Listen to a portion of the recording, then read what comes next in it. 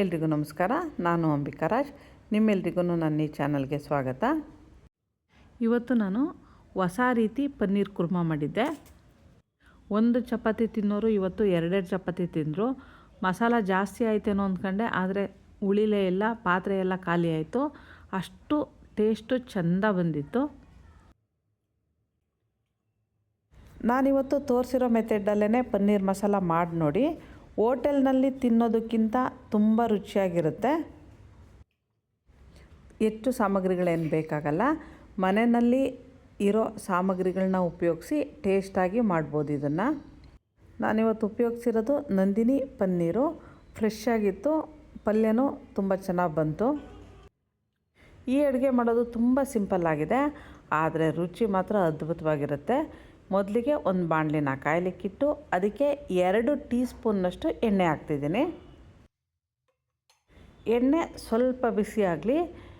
2 ಈರುಳ್ಳಿನ ಉದ್ದುದ್ದ ಕಟ್ ಮಾಡಿದ್ದೀನಿ. ಅದನ್ನು ಎಣ್ಣೆ ಬಾಣಲಿಗೆ ಹಾಕಿ ಸ್ವಲ್ಪ ಹೊತ್ತು ಫ್ರೈ ಮಾಡಬೇಕು. ಉರಿ ಸಣ್ಣ ಇರಬೇಕು.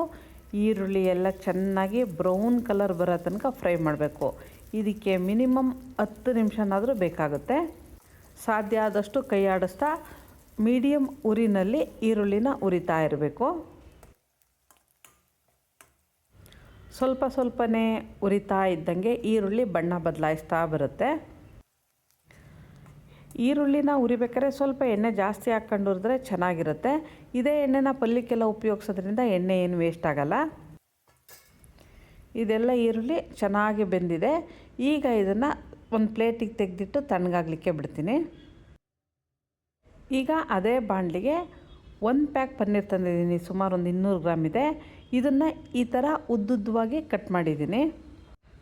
ಇದನ್ನು ಎಣ್ಣೆಯಲ್ಲಿ ಸ್ವಲ್ಪ ಹೊತ್ತು ಸ್ವಲ್ಪ ಬಣ್ಣ ಬದಲಾಯಿಸೋ ತನಕ ಬೇಯಿಸಬೇಕು. ನಿಧಾನವಾಗಿ, ಅಂದರೆ ಪನ್ನೀರು ಬಾಣಲಿಗೆ ಹಾಕಿದಾಗ ಹೀಟ್ಗೆ ತಳ ಹಿಡ್ದಂಗೆ ಆಗುತ್ತೆ.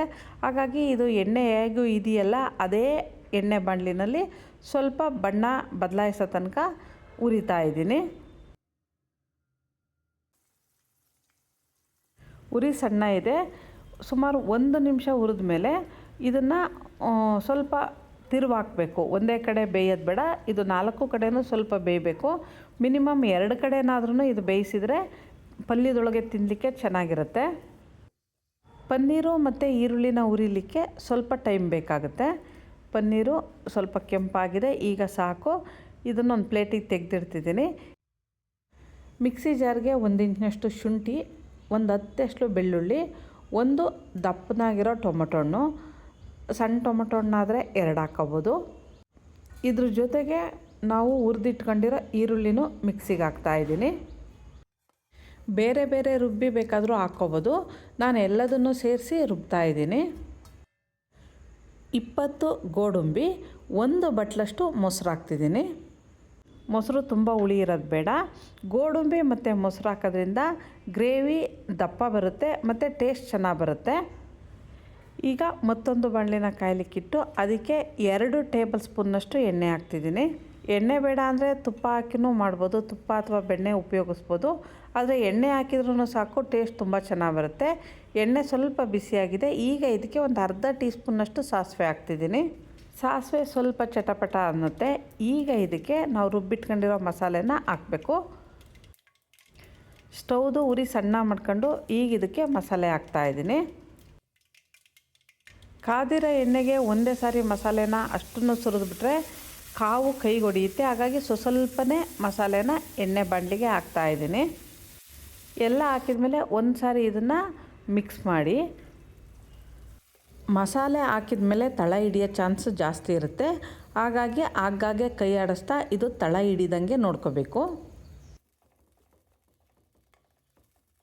ಈಗ ಒಂದು ಅರ್ಧ ಲೋಟ ನೀರನ್ನು ಮಿಕ್ಸಿ ಜಾರ್ಗೆ ಹಾಕಿ ಅದರಲ್ಲಿರೋ ಉಳಿದ ಮಸಾಲೆನೆಲ್ಲ ಕ್ಲೀನ್ ಮಾಡ್ಕೊಂಡು ಬಾಣಲಿಗೆ ಹಾಕ್ತಾಯಿದ್ದೀನಿ. ನೀರನ್ನು ನೋಡ್ಕೊಂಡು ಹಾಕ್ರಿ. ಗ್ರೇವಿ ತುಂಬ ಗಟ್ಟಿ ಇದ್ದರೆ ಕುದಿಲಿಕ್ಕೆ ಸರಿ ಹೋಗಲ್ಲ.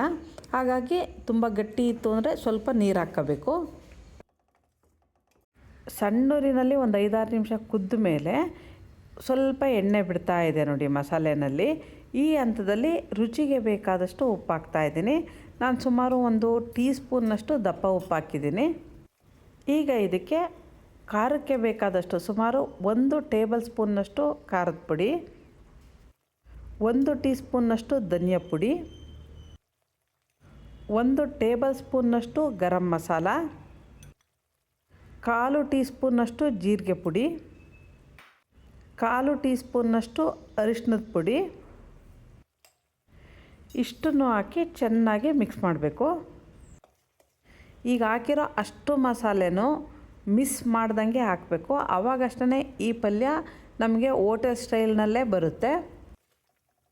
ಹಾಕಿರೋ ಮಸಾಲೆ ಎಲ್ಲ ಚೆನ್ನಾಗಿ ಹೊಂದ್ಕೊಂಡು ಕುದೀತಾ ಇದೆ. ತಳ ಹಿಡಿಯುತ್ತೆ ಅಂತೇಳಿ ನಾನು ಕೈ ಬಿಡ್ದಂಗೆ ಆಗಾಗ್ಗೆ ತಿರುಗಿಸ್ತಾ ಇದ್ದೀನಿ.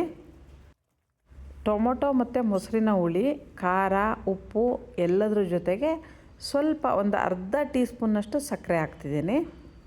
ಈ ಹುಳಿ, ಉಪ್ಪು, ಖಾರ, ಸಣ್ಣದಾಗಿ ಸಿಹಿ ಎಲ್ಲದೂ ಹದವಾಗಿ ಮಿಕ್ಸ್ ಆದರೆ ಪಲ್ಯದ ಟೇಸ್ಟು ಚೆನ್ನಾಗಿರುತ್ತೆ. ಎಲ್ಲ ಮಸಾಲೆಗಳು ಹೊಂದ್ಕೊಂಡು ಕುದ್ದಿದೆ. ಈಗ ಇದಕ್ಕೆ ನಾವು ಫ್ರೈ ಮಾಡಿ ಇಟ್ಕೊಂಡಿರೋ ಪನ್ನೀರನ್ನು ಹಾಕ್ತಾಯಿದ್ದೀನಿ. ಈಗ ಇದಕ್ಕೆ 1 ಟೀ ಸ್ಪೂನ್ನಷ್ಟು ಕಸೂರಿ ಮೇಥಿ ಹಾಕಬೇಕು. ಕಸೂರಿ ಮೇಥಿನ ಅಂಗೈಲಿ ಹಾಕ್ಕೊಂಡು ಸ್ವಲ್ಪ ಉಜ್ಜಿ ಹಾಕಿದರೆ ಪಲ್ಯದಲ್ಲಿ ಗಮಲು ಚೆನ್ನಾಗಿ ಬರುತ್ತೆ. ಹಾಗೆ ಹಾಕಿದರೆ ಕಸೂರಿ ಮೇಥಿ ಒಂದೇ ಕಡೆ ಆಗುತ್ತೆ. ಹಾಗಾಗಿ ಸ್ವಲ್ಪ ಈ ಥರ ಕೈನಲ್ಲಿ ಉಜ್ಜಿ ಹಾಕಿದರೆ ಗಮಲೂ ಚೆನ್ನಾಗಿರುತ್ತೆ. ಸಣ್ಣ ಸಣ್ಣ ಪುಡಿಯಾಗಿ ಎಲ್ಲ ಕಡೆನೂ ಮಿಕ್ಸ್ ಮಾಡಲಿಕ್ಕೆ ಸರಿ ಹೋಗುತ್ತೆ. 1 ಹಿಡಿಯಷ್ಟು ಫ್ರೆಶ್ ಆಗಿ ಕಟ್ ಮಾಡಿರೋ ಕೊತ್ತಂಬರಿ ಸೊಪ್ಪು ಹಾಕ್ತಿದ್ದೀನಿ. ಈಗ ಇದನ್ನೆಲ್ಲ ಚೆನ್ನಾಗಿ ನಿಧಾನವಾಗಿ ಮಿಕ್ಸ್ ಮಾಡ್ತಾಯಿದ್ದೀನಿ. ಪನ್ನೀರನ್ನು ಸ್ವಲ್ಪ ಫ್ರೈ ಮಾಡಿರೋದ್ರಿಂದ ಬೇಗ ಅದು ಪುಡಿ ಪುಡಿ ಆಗಲ್ಲ. ಆದ್ರೂ ನಿಧಾನವಾಗಿ ಮಿಕ್ಸ್ ಮಾಡಬೇಕು. ಗ್ರೇವಿ ಏನಾದ್ರು ತುಂಬ ಗಟ್ಟಿ ಅಂತ ನಿಮ್ಗನ್ಸಿದ್ರೆ ಸ್ವಲ್ಪ ನೀರು ಅಥವಾ ಹಾಲನ್ನು ಮಿಕ್ಸ್ ಮಾಡ್ಕೊಬೋದು. ಇದೆಲ್ಲ ಒಂದು ಕುದಿ ಕುದ್ರೆ ಸಾಕು. ಈಗ ಬೆಂದಿದೆ. ಇದನ್ನೀಗ ಸರ್ವ್ ಮಾಡ್ಬೋದು. ಈ ಪನ್ನೀರ್ ಗ್ರೇವಿನ ರೊಟ್ಟಿ, ಚಪಾತಿ, ಬಟರ್ ನಾನು, ಪ್ಲೈನ್ ನಾನು ಯಾವುದ್ರ ಜೊತೆನಾದರೂ ತಿನ್ಬೋದು. ತುಂಬ ಚೆನ್ನಾಗಿರುತ್ತೆ. ನಾನು ಈ ತೋರಿಸಿರೋ ರೀತಿಯೇ ನೀವು ನಿಮ್ಮ ಮನೆಯಲ್ಲಿ ಮಾಡಿ ನೋಡಿ. ಸೂಪರಾಗಿ ಬರುತ್ತೆ. ಹೋಟೆಲ್ಗಿಂತ ಟೇಸ್ಟ್ ಚೆನ್ನಾಗಿದೆ. ನಿಮಗೆ ಈ ರೆಸಿಪಿ ಇಷ್ಟ ಆದರೆ ಲೈಕ್ ಮಾಡಿ, ಶೇರ್ ಮಾಡಿ. ನನ್ನ ಚಾನಲ್ಗೆ ಸಬ್ಸ್ಕ್ರೈಬ್ ಆಗದಿದ್ದರೂ ಸಬ್ಸ್ಕ್ರೈಬ್ ಆಗಿ. ನಮಸ್ತೆ.